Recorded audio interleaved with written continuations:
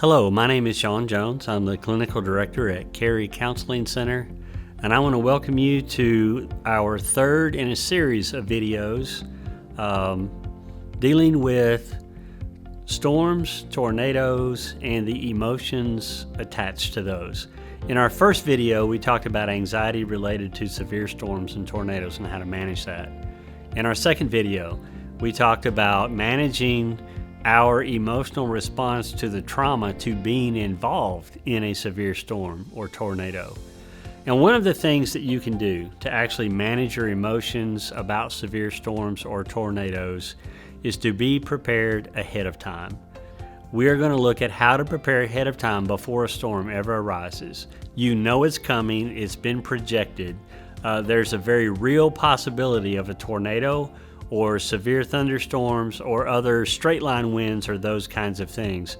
And we are going to talk about the things that you can do to be prepared that will help you with your emotional response as well. The first thing that I would say is you need to consider and be very purposeful in your thought processes for where are you going to shelter during these storms. Now, there are two different ways to be prepared. One is sometimes we know the storms are coming far ahead of time and we have a lot of lead time to come up with a very good plan. Other times we have to shelter in place. So those are two considerations that you have to have right away. So one of the first things that I'm going to talk about is if you have a lot of lead time and you do not have an underground shelter at your home, I would ask you to consider using one of the public shelters. There are many public buildings that have tornado shelters built into them. Those can be libraries, sometimes it's city halls. Most of the times, though, it's our school systems. Most of our schools have public shelters that can be used during a tornado or very severe storms. So consider using those. If you do not have the ability to get to those, maybe you have a neighbor, maybe you have a friend or a family member who does have a basement, or they do have a tornado shelter that you can use. Please access those. If you do not have that, and all you have is a home with no shelter, or you are caught by a storm that is coming so quickly that you have to shelter in place, then we encourage you to use an interior room. No exterior wall, a room that has no windows, a room that is as small as possible. And we want you to get into that because that is going to protect you more than anything else. And whether that's a closet or a bathroom, you're going to get babies in their car seat. You're going to get young children in bicycle helmets, adults in motorcycle helmets or other types of helmets to protect yourself from flying debris. And that's the thing that we want you to consider first, is where you are going to shelter. The other thing that I'm going to say is this. If you are getting into a shelter, what we want you to do, what we would recommend is that you call a friend who is outside of your immediate area and tell them where you are sheltering so that if a storm hits, if there is damage to your home, then let's say perhaps you are in that interior closet and your home is damaged, but you can't get out of the closet. What if cell phone towers are down? You have told someone where you are ahead of time. You planned ahead. They know where to come look for you and help rescue you if you are stuck where you sheltered in place. So please make that phone call first, okay? The other thing that there are two things we want you to put together. And the first one is called, it's like a go-to binder. In this binder, we would recommend that you make a copy of all of your important documents that could be blown away in a storm. Birth certificates, Social Security cards, marriage certificates, financial documents, registration for your vehicles, anything that is important to you that you need to have a paper copy of. We recommend you have it in a binder and go to. Now, I have not listed everything you need to put in that binder. I am going to tell you that we're going to put on the website where you can download it, a complete list of things that you should put in the binder. Okay, so that's your go-to binder. So the third thing that we want to talk about is a true tornado survival kit. You know, some people call this a go bag, a grab bag. And it doesn't matter what you put it in. It could be a duffel bag, it could be a Rubbermaid bin. It's whatever works for you. Having said that, I would recommend that this be put together before storms ever happen. You will not have time to put this together. Now, experts have come up with these tornado survival kits, and they've actually divided these kits into 5 different areas. And the experts say that you want to look in 5 different areas: sanitation, sustenance, survival, security, and sanity. Okay, and obviously they use those words so that they're keywords that help you remember what to put in that survival kit. We are not going to talk about everything that gets put in this kit.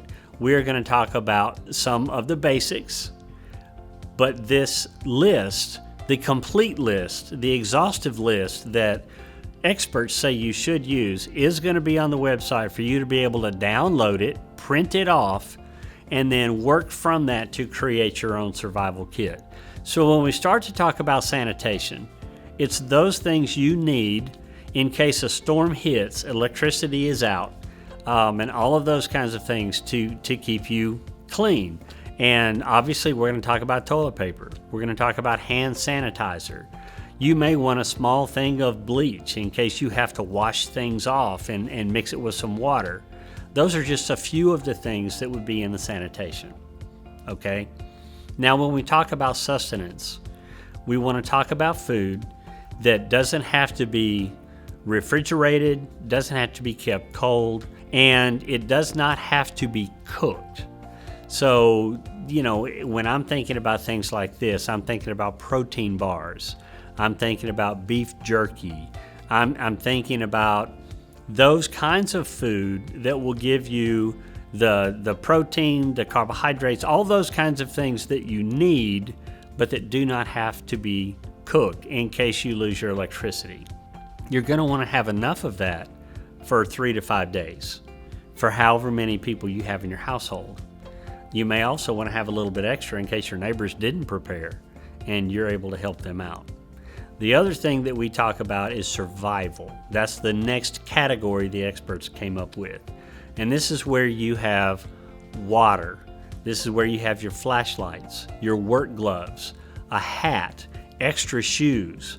And there's an entire list of other things that you would have, but these are the primary ones that I think about when I consider survival. You definitely want to have a good supply of water. That's going to be a definite need for you. Okay, so that's your third category. The next category talks about security. And you go, what do you mean security? Well, when a storm hits, a lot of things happen. There are some people who have weapons in their home. And if you do, then you're going to want to have that weapon in the closet with you. You don't want it being blown away. You don't want it being carried away. So that would be part of the security that you have. But the other security that you have would be that your phones are charged up and you have a portable charger so that over time you have that. But I'm going to tell you the other one that you want to have that we often do not think about. And you need to write down, and this could be in your binder as well, emergency numbers.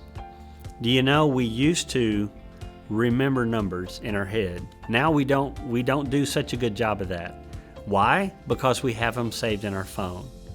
The problem with that is if your phone dies, you no longer have your emergency numbers. So please make sure you write those down so that you have access to those in case something happens to your phone. The last one, and I love the way they call this one, they called it sanity.